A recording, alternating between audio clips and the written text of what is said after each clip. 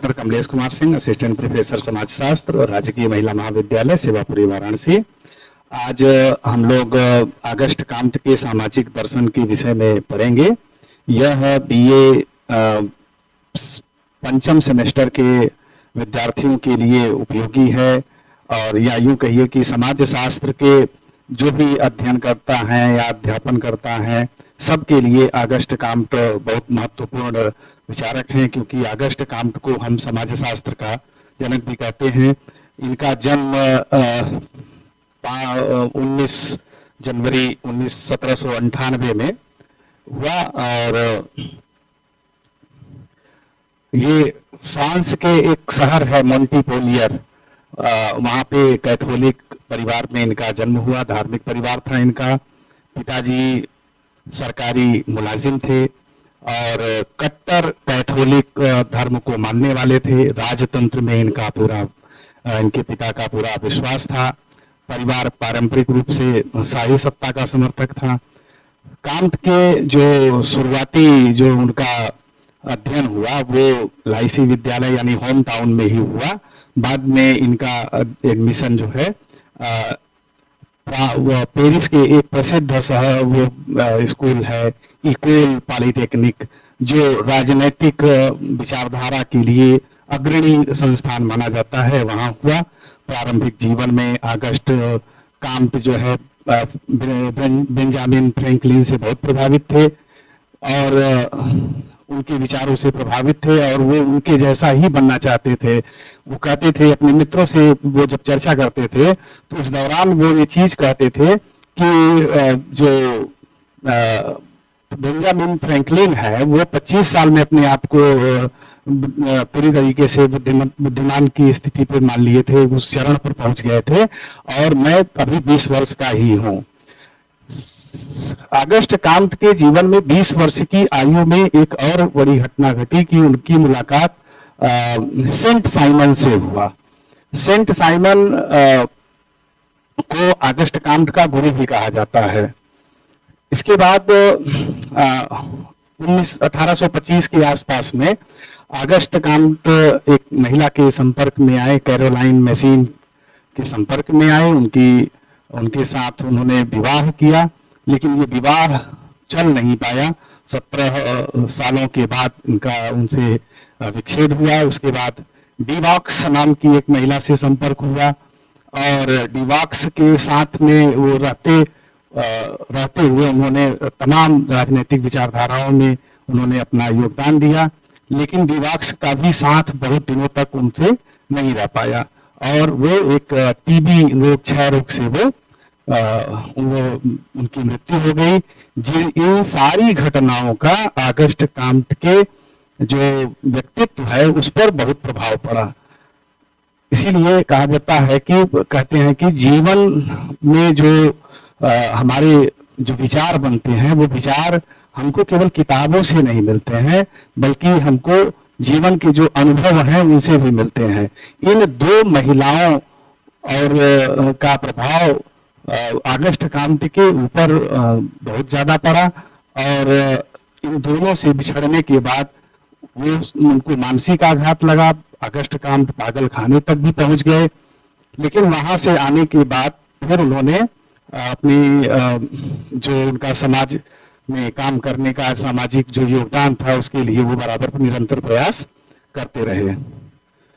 अब हम कृतित्व की बात करें तो अगस्ट काम्ट की जो कृतित्व है उसमें ये programme of scientific work required reorganisation of society, ये किताब जो है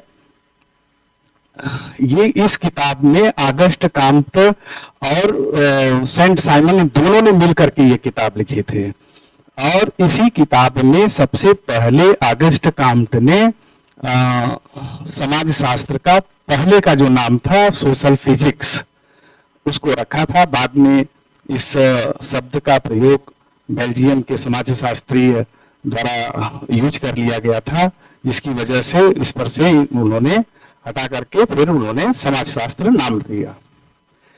समाज शास्त्र के विद्यार्थियों के लिए जो इन किताबों में जो सबसे महत्वपूर्ण किताब है वह है the course in positive philosophy. इस किताब में ऑगस्ट काम्ट की जो सामाजिक दर्शन है वो स्पष्ट रूप से उभर करके आता है। इसी पुस्तक में इन्होंने प्रत्यक्षवाद की अवधारणा दिया, इसी की पुस्तक में इन्होंने लॉ ऑफ 3 स्टेजेस की बात की, विज्ञानों के संस्करण की बात किया उन्होंने, और कहा कि समाज का वैज्ञानिक अध्ययन कैसे किया जा सकता है। एक और किताब जो पॉजिटिव पॉलिटी है वो भी ऑगस्ट काम्ट के जो कृतित्व है उसमें बहुत महत्वपूर्ण भूमिका करता है, क्योंकि उसमें राजनीतिक दर्शन यानी शासन सत्ता किस तरीके से चले, कैसी होनी चाहिए, उसकी व्यवस्था क्या हो, उसका उन्होंने उसमें उल्लेख किया। अब आते हैं इस पे हम लोग इनके ऑगस्ट काम्ट के जो योगदान है, उस ऑगस्ट काम्ट के योगदानों की जब हम चर्चा करते हैं तो उसमें हम सबसे बड़ा जो योगदान है ऑगस्ट काम्ट का, उन्होंने समाज शास्त्र शब्द का प्रयोग सबसे पहले उन्होंने किया 1838 में। जैसा कि हमने पहले बताया कि इसका पहले का नाम सोशल फिजिक्स था, लेकिन इस बाद में इन्होंने सेंट साइमन से अलग होते हुए 1838 में इन्होंने समाज शास्त्र नाम दिया। काम्ट के जो महत्वपूर्ण योगदान है उसमें 3 जो अवधारणाएं हैं, 3 सिद्धांतों का उल्लेख मुख्य रूप से देखने को मिलता है, जिसमें law of 3 stages, hierarchy of science and, और अगला है प्रत्यक्षवाद। आज और ये जो इन्हीं तीनों पर आज हम चर्चा करेंगे। जो लॉ ऑफ 3 स्टेजेस है, विज्ञानों का संस्करण कर है, पॉजिटिविज्म है, ये आपको कोर्स में भी बीए के विद्यार्थियों को पढ़ना है। जो त्रिस्तरीय नियम है, जो लॉ ऑफ 3 स्टेजेस है ऑगस्ट काम्ट का, ये जो व्याख्या है, ये व्याख्या करता है कि मानव जो बौद्धिक है, उसकी जो बौद्धिकता का विकास है वह क्रमिक रूप से हुआ। यानी जो मानव की बौद्धिक उन्नति है, बौद्धिक विकास है, वह विभिन्न चरणों में हुआ।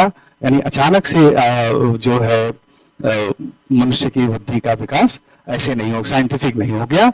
उन्होंने कहा कि स्टेप बाय स्टेप हायरार्की उसकी बनी हुई है, उसी के आधार पर उन्होंने कहा कि मानव की चिंतन का विकास हुआ। जैसा उन्होंने कहा कि मनुष्य की जो बौद्धिक यात्रा है समय के साथ विकसित होते हुए 3 अवस्थाओं से गुजरती है। इसी को लॉ ऑफ 3 स्टेजेस कहते हैं। पहले स्टेज को उन्होंने कहा कि 3 स्तरों का जो नियम है वो उसको 3 भागों में उन्होंने विभाजित किया। पहले स्तर पर उन्होंने रखा कि धार्मिक अवस्था, तात्विक अवस्था और प्रत्यक्षवादी अवस्था, यानी theological stage, metaphysical, positivistic stage. 3 स्टेजों की इन्होंने बात किया। क्रमशः हम लोग एक एक स्टेज पर इस पर चर्चा करेंगे। काम्ट का जो पहला स्टेज है, जो धार्मिक अवस्था है, धार्मिक अवस्था यह मानव के बुद्धि के विकास की प्रारंभिक अवस्था है। इसमें मनुष्य के जो ज्ञान का स्रोत था वो धार्मिक था। यानी व्यक्ति अपने हर कार्यों के लिए, अपने हर जो भी घटनाएं घटती थी उसके लिए ईश्वर को जिम्मेदार मानता था। यानी कोई आदमी बीमार हो गया, कोई आदमी किसी के घर में खुशी हो गई, तो सारी चीजों को ईश्वर से जोड़ करके देखा जाता था। यानी धर्म के आधार पर ही सारी व्याख्याएं होती थी। इसमें ऐसा नहीं था कि किसी प्रकार का कोई तर्क, कोई कुछ नहीं था। प्रत्येक घटना के लिए उसमें धार्मिक चीजों को जिम्मेदार माना जाता था। इसमें इसकी जो प्रमुख विशेषताएं हैं कि इसमें हर घटना, जैसे लिखा है कि हर घटना के लिए का वो ईश्वर को ही जिम्मेदार माना जाता था। बारिश नहीं हो रही है, सूखा पड़ा है, अकाल है, किसी की मृत्यु हो गई, कोई बीमार हो गया, किसी के घर में खुशी है, सारी घटनाओं के पीछे ईश्वर उत्तरदायी होता था और उसमें कोई तर्क या वितर्क नहीं चलता था। यानी यहाँ तर्क, वैज्ञानिक सोच, इस सब का अभाव पाया जाता था। इसमें कल्पना प्रभुत्व होती थी, आस्था प्रभुत्व होता था, आस्था पर इस पर जोर दिया जाता था। अगर कह दिया गया कि जैसे हम लोग देखते हैं पर उसमें कि बारिश नहीं हो रही है, तो उसमें माना गया कि ये इंद्र अनाराज हैं, इस वजह से बारिश नहीं हो रही है। और सामाजिक जो नियंत्रण था वह भय और श्रद्धा के माध्यम से किया जाता था। यानी ये निर्धारित किया जाता था कि अगर अमुक काम आप नहीं करेंगे तो आपको खामियाजा भुगतना पड़ेगा। यानी भय के आधार पर, पुण्य के आधार पर, पाप के आधार पर आपके कार्यों का मूल्यांकन इस अवस्था में होता था। वहां पर किसी प्रकार का तो कोई तर्क नहीं होता था। कह दिए कि भाई वो हनुमान जी को भूख लगी तो उन्होंने सूर्य को निगल लिया, जुग सहस्त्र योजन फर भानु नीनेवता ही मधुर फल जाने। इस पर कोई तर्क नहीं होगा, इस पर कोई संदेह नहीं होगा वहां जब धार्मिक अवस्था में हम होते हैं। इसके बाद का जो ये भी जो अवस्था है, ये धार्मिक अवस्था के 3 उप स्तरों की बात की गई। इसमें जीवित सत्तावाद है यानी फेटिसिज्म है, और बहुदेववाद है यानी पॉलीथिज्म है, उसके बाद फिर एकेश्वरवाद है यानी मोनोथिज्म है। ये 3 स्तरों में धार्मिक अवस्था जो है विभाजित है। इस जो जीवित सत्तावाद है, जीवित सत्तावाद ये बताता है कि यानी इस अवस्था में मनुष्य प्रत्येक वस्तु में आत्मा देखता है, जीव देखता है, और वो जो वस्तु है वो कुछ भी हो सकता है। पेड़ हो सकता है, पौधे हो सकते हैं, पशु हो सकते हैं, पक्षी हो सकते हैं, नदियां हो सकती हैं। इसी फेटिसिज्म की ही देन है। जैसे तुलसी की पूजा करना, पीपल की पूजा करना, नीम की पूजा करना, और नदियों पहाड़ों की पूजा करना, ये जीवित सत्तावाद की देन थी। यानी ये धर्म का प्रारंभिक स्वरूप था। जो दुर्खिम के जो धर्म का सिद्धांत है, जो टोटमिज्म है, वो टोटमिज्म यही जीवित सत्तावाद की देन है। दुर्खिम इसी को मानता है कि यहीं से धर्म की उत्पत्ति हुई थी। इसके बाद आता है कि बहुदेववाद। बहुदेववाद की उत्पत्ति हुई जब अलग अलग समूहों के, अलग अलग कुलों ने अलग अलग टोटम स्वीकार कर लिया।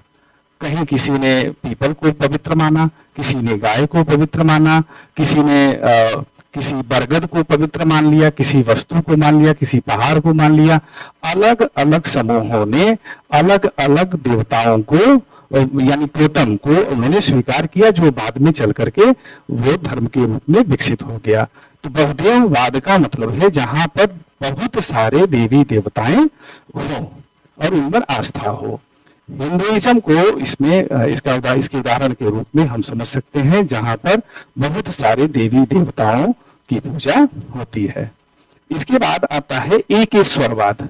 ये जो एकेश्वरवाद है, ये धार्मिक अवस्था की चरम अवस्था आप इसको कह सकते हैं, जहां पर एक ईश्वर के प्रति आस्था किया गया और उसी को माना गया कि यही एक परम सत्ता है।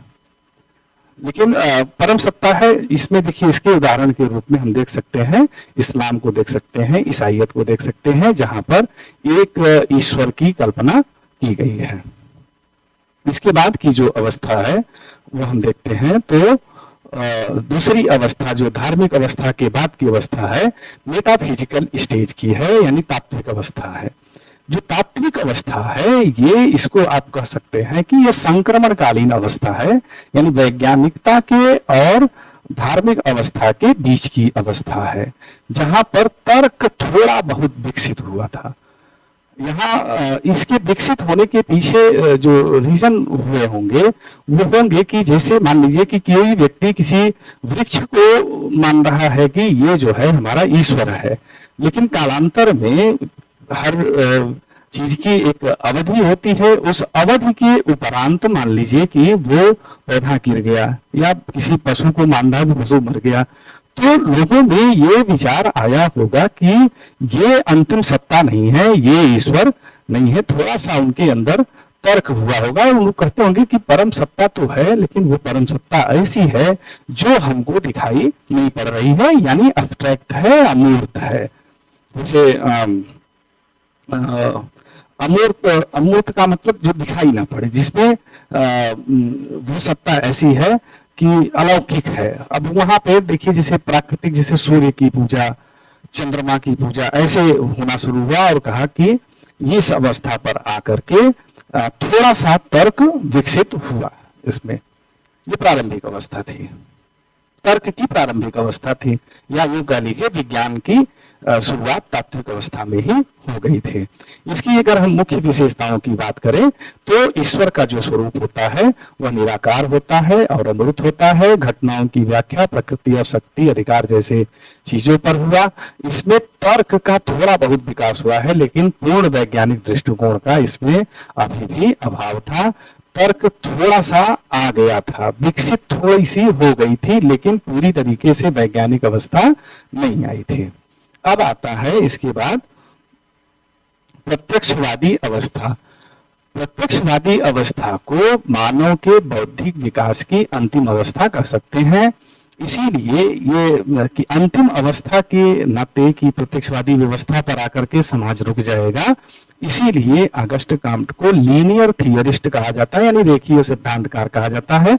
लीनियर थियरिस्ट का मतलब है कि वो एक जगह से शुरू करेंगे, एक बिंदु से, और वहां से विकसित होते होते एक चरम बिंदु पर जाकर के रुक जाएंगे। तो ये होता है linear theorist. Comte linear theorist है क्योंकि वो कहते हैं जो बौद्धिकता का विकास होता है वो धार्मिक अवस्था से शुरू होता है और तात्विक अवस्था तक से होते हुए प्रत्यक्षवादी अवस्था पर आकर के रुक जाएगा। प्रत्यक्षवादी अवस्था का जो मतलब है काम्ट का यहाँ पे, वो सीधे सीधे विज्ञानवाद से है। यानी प्रत्यक्षवादी अवस्था कह लीजिए या वैज्ञानिक अवस्था कह लीजिए। क्योंकि काम अगर हम ये देखें कि काम्ट के मन में ये जो विचार आए थे कि विज्ञान होना चाहिए, तो आप उस तात्कालिक समय को देखिए तो उस समय विज्ञान एकदम फैशन में था, क्योंकि नई नई जो वस्तुएं हैं उसका आविष्कार हो रहा था। पुरानी चीजों को लोग छोड़ रहे थे, पुरानी मान्यताओं को, पुराने मूल्यों को छोड़ रहे थे और सबको वो तौल रहे थे किससे, साइंस से उसको कोरिलेट कर रहे थे। यानी जो घटनाएं, जो वस्तु, जो विचार वैज्ञानिकता की कसौटी पर सही नहीं आ रहे थे उसको छोड़ने का प्रचलन चल रहा था और विज्ञान से जुड़ने का मतलब चल। देखिए शुरू में जो समाज शास्त्र का नाम रखा गया था वो सोशल फिजिक्स था। सोशल तो मान लीजिए समाज की बात है, लेकिन फिजिक्स को उठाया वहां से उन्होंने विज्ञान से। तो यहाँ जो प्रत्यक्षवादी अवस्था का मतलब है वो सीधे सीधे विज्ञानवाद का मतलब है, विज्ञान से मतलब है। इस अवस्था पर आकर के अब हम पूछेंगे, अब आप समझेंगे कि प्रत्यक्षवादी अवस्था का क्या विशेषता होगी। तो वही विशेषता होगी जो विज्ञान की। विद्यार्थियों के लिए एकदम सिंपल सा है कि प्रत्यक्षवाद को देख करके घबराने की जरूरत नहीं है कि प्रत्यक्षवाद ये कोई नया शब्द है। पॉजिटिविज्म का मतलब सीधे सीधे है साइंटिफिक होने से, विज्ञानवाद से उसका मतलब है। यानी प्रत्यक्षवाद की वही परिभाषा होगी जो विज्ञान की परिभाषा होगी। यानी तर्क और निरीक्षण परीक्षण के माध्यम से जब हम तथ्यों की व्याख्या करते हैं तो वो चीजें विज्ञान कहलाती हैं। तो प्रत्यक्षवाद की भी यही परिभाषा है, जहां पर ज्ञान तर्क निरीक्षण प्रयोग के आधार पर किए जाते हैं।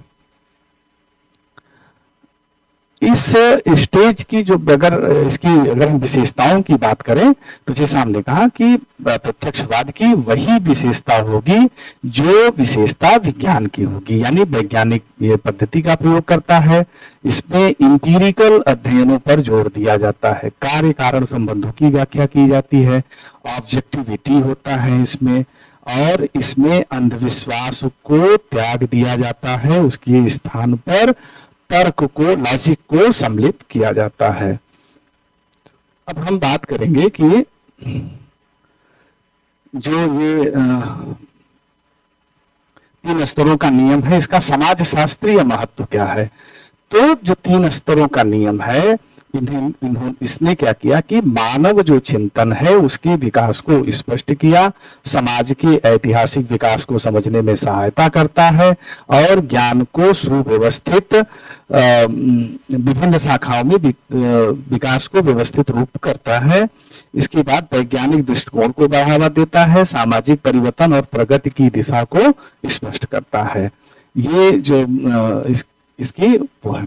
अब आलोचना की बात अगर हम करें कि त्रिस्तरीय नियम का जो आलोचना है, तो इसके बारे में कहा जाता है कि यह अत्यधिक जो है सामान्यीकृत बात है, कि उसको कह दिया कि मानव की बुद्धि का विकास ऐसे ऐसे ऐसे ऐसे हो गया है।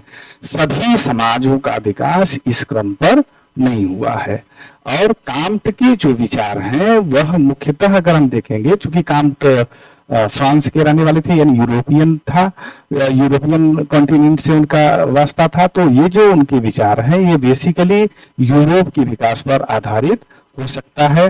दूसरा, कांट ने धार्मिक विचारों को बहुत कम महत्व दिया है, क्योंकि कांट शुरू से ही जो धार्मिकता थी उसके वो कट्टर विरोधी थे, और वो राजतंत्र लोक के भी विरोधी थे, वो लोकतंत्र के समर्थक थे। वो अपने माता पिता से एकदम उल्टे थे। जहां माता पिता कैथोलिक धर्म और राजतंत्र को मानने वाले थे, वहीं पर कांट एकदम उसके उल्टा, वो जो है धार्मिक चीजों के विरोधी थे, वो साइंटिफिक थे। और दूसरा, वो राजतंत्र के स्थान पर लोकतंत्र की ज्यादा व्याख्या करते थे। इसके बाद वैज्ञानिक स्तर को उन्होंने कहा कि ये अंतिम स्तर मान लेना ये जो है ये विवादास्पद है, ऐसे नहीं हो सकता है। अब हम निष्कर्ष के तौर पर अगर हम देखें तो 3 स्तरों का नियम समाज में बौद्धिक विकास को समझने में महत्वपूर्ण भूमिका निभाता है। यह दर्शाता है कि अलौकिक जो व्याख्या है उसे वैज्ञानिक व्याख्या की ओर हम कैसे परिवर्तित कर सकते हैं। जैसे कि हमने बताया कि इसमें इसकी कुछ जो खामियां भी हैं कि एक जैसे सिद्धांत को सभी समाजों पर लागू नहीं किया जा सकता है।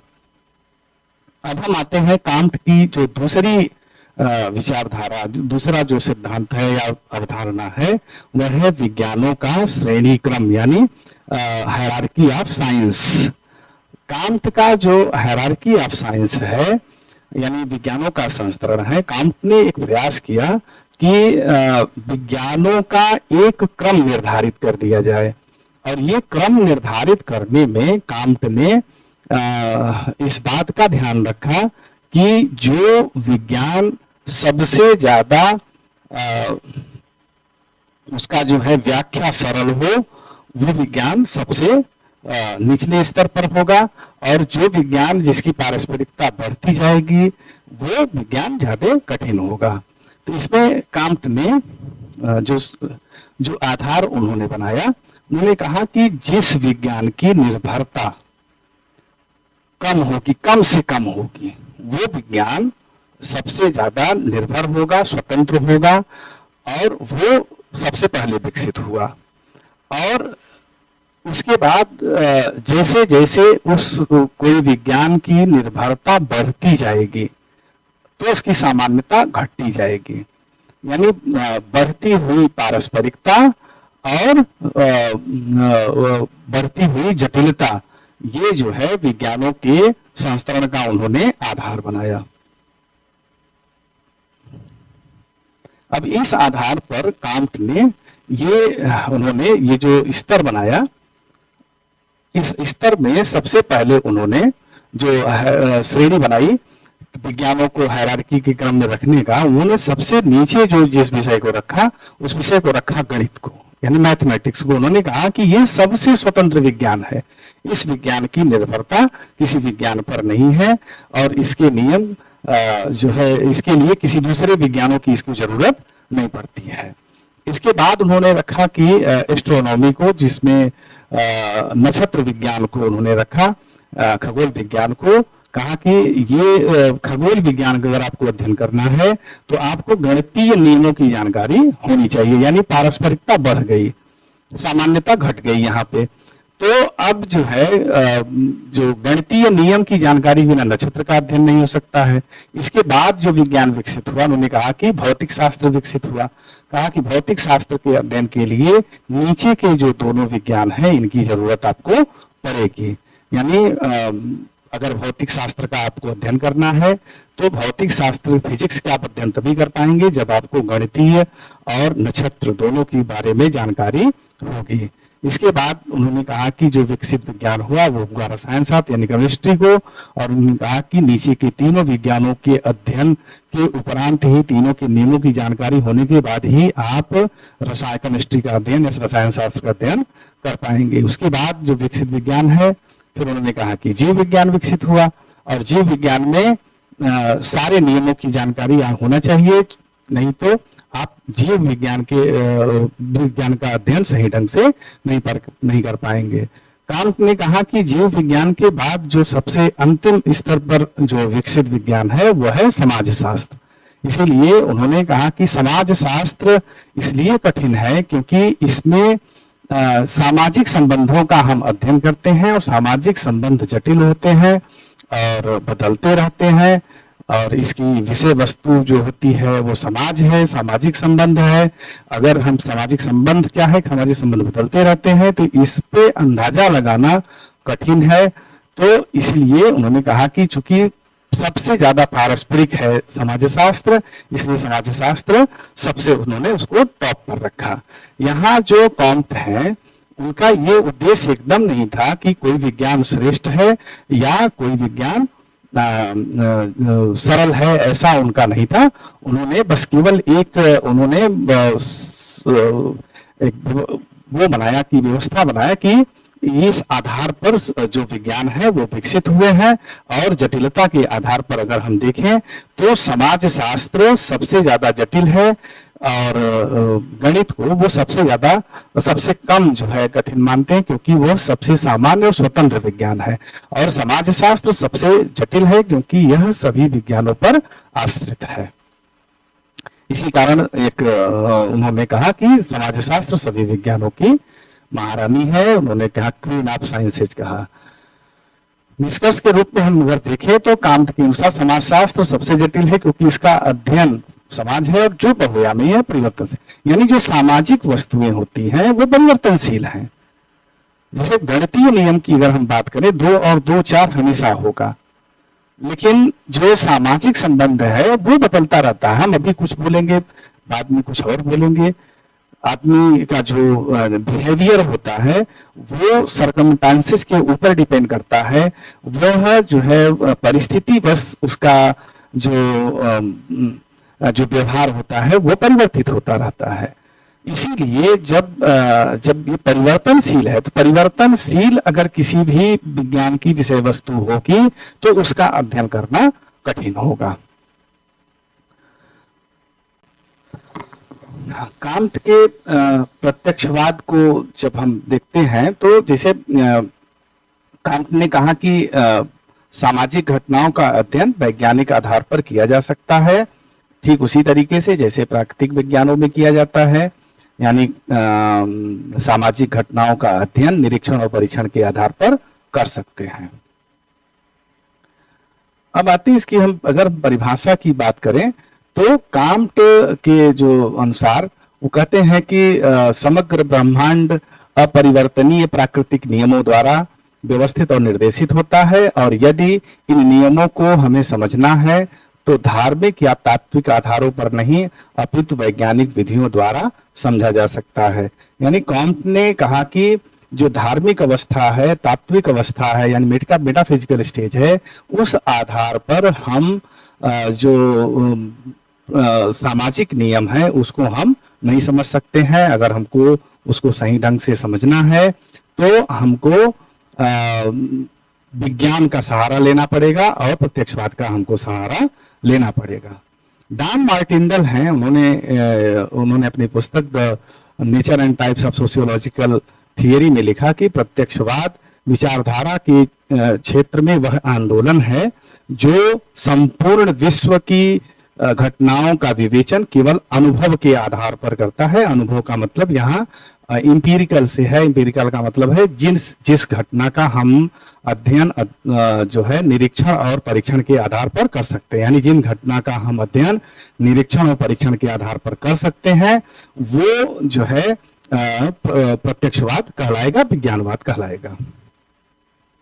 अब हम इसकी विशेषताओं की अगर हम बात करें तो प्रत्यक्षवाद की जो विशेषता है वो एकदम वही जैसे विशेषता होती है, वो वही विशेषता है जो विज्ञान की विशेषता है।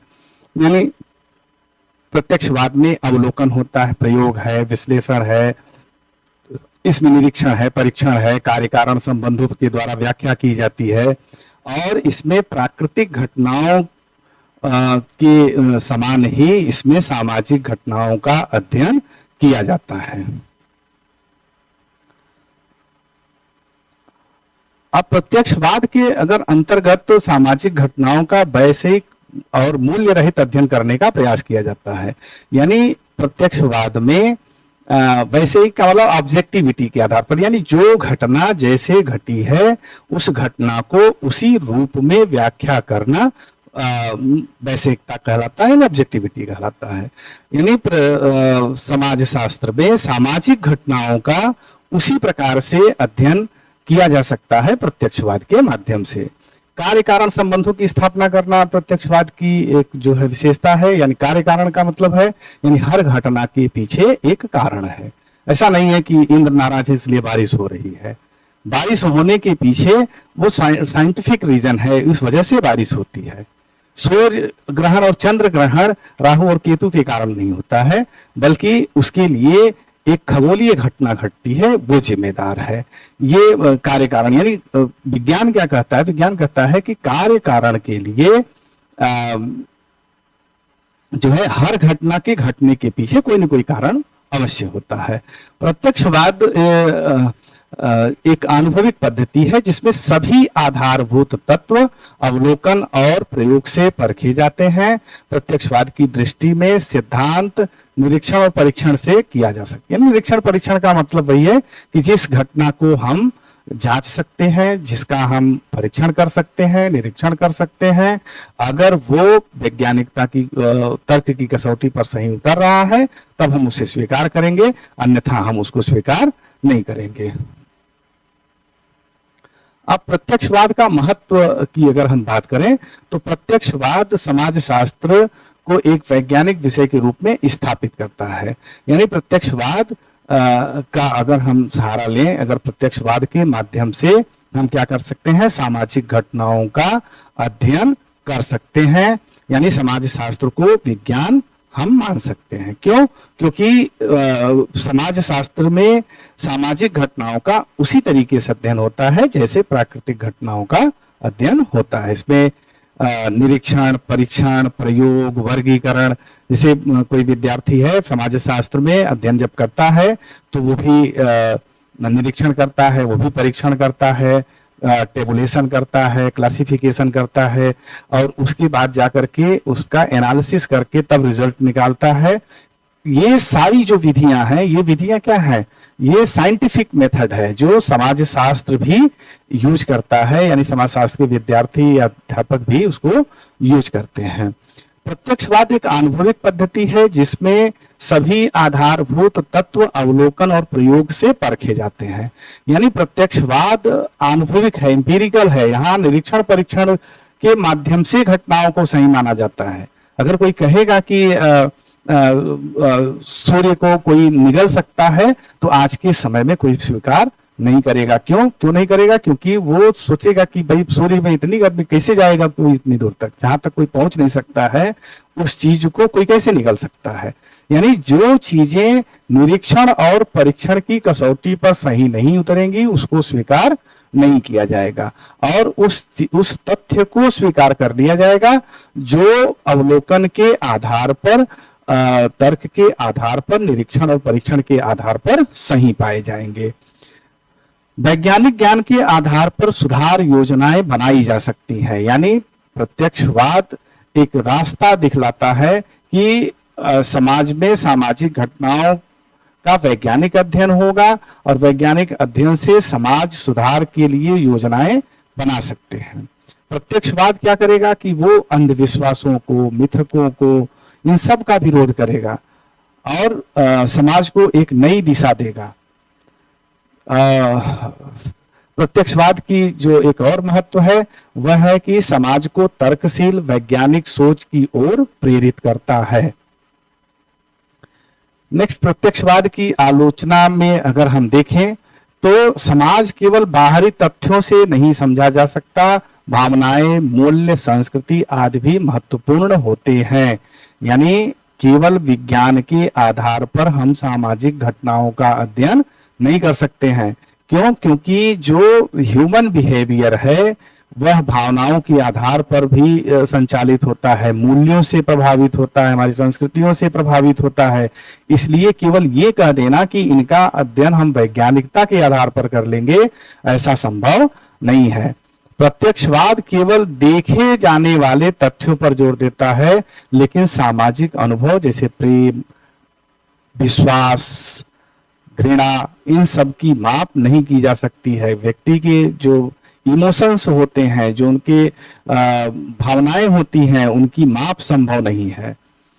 नेक्स्ट इसमें जो है कि प्रत्यक्षवाद वैल्यू फ्री ज्ञान की बात करता है, जबकि वास्तविकता में शोधकर्ता अपने मूल्य भी प्रभाव डालते हैं। जैसे वैल्यू फ्री अध्ययन की बात प्रत्यक्षवाद में होती है, विज्ञान में होती है, लेकिन सामाजिक घटनाओं का जब हम अध्ययन करते हैं तो मूल्य रहित ज्ञान बहुत मुश्किल हो जाता है। क्यों? क्योंकि जो शोधकर्ता होता है, शोधकर्ता के जो विचार होते हैं, जो उसकी भावनाएं होती हैं, जो उसके मूल्य होते हैं, वो सभी प्रभाव डालते हैं उसके अध्ययन पर। जैसे कोई महिला है और महिला अध्ययन पर अगर कुछ लिख रही है तो वो ये जाहिर सी बात है कि उसके अंदर ये चीज आ जाएगी कि वो महिला का पक्ष लेना शुरू कर देगी। वहीं पुरुष अगर कोई महिला से अध्ययन से संबंधित अगर कोई अध्ययन करेगा तो वो पुरुषों की ओर हो जाएगा। तो क्यों हो जाएगा? क्योंकि व्यक्ति सामाजिक है, वह अपने मूल्य, अपने धर्म, अपनी जाति, अपने धर्म, इन सबसे अलग नहीं हो सकता है, वैल्यू फ्री नहीं हो सकता है। नेक्स्ट इसमें प्रत्यक्षवाद यह मानता है कि सामाजिक नियमों से संचालित होता है, लेकिन व्यक्ति की स्वतंत्रता और निर्णय क्षमता को कम महत्व देता है। यानी जो व्यक्ति की स्वतंत्रता है और उसके निर्णय लेने की क्षमता है, उसको प्रत्यक्षवाद क्या करेगा? उसको कम कर देता है। निष्कर्ष के रूप में अगर हम देखें तो प्रत्यक्षवाद वह वैज्ञानिक साधन बन जाता है जिसके द्वारा मानव का बौद्धिक विकास संभव और सरल होगा। बौद्धिक विकास के बिना सामाजिक प्रगति भी संभव नहीं है।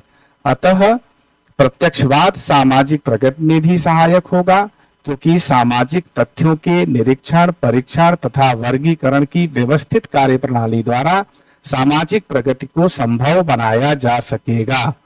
साथ ही सामाजिक पुनर्गठन या पुनर्संगठन के लिए एक आधार तैयार कर सकेगा। इस प्रकार हम देखते हैं कि जो प्रत्यक्षवाद है वह सामाजिक घटनाओं के अध्ययन के लिए नितांत आवश्यक है। और अभी भी जो समाज शास्त्र के क्षेत्र में जो अध्ययन किए जा रहे हैं, अध्यापन किए जो उसमें शोध कार्य चल रहे हैं, उसमें अधिकतर जो शोध हैं वह इसी प्रत्यक्षवाद यानी वैज्ञानिक पद्धति पर आधारित हैं। आप सभी का धन्यवाद हमको सुनने के लिए, और ये विद्यार्थियों के लिए उपयोगी होगा। धन्यवाद।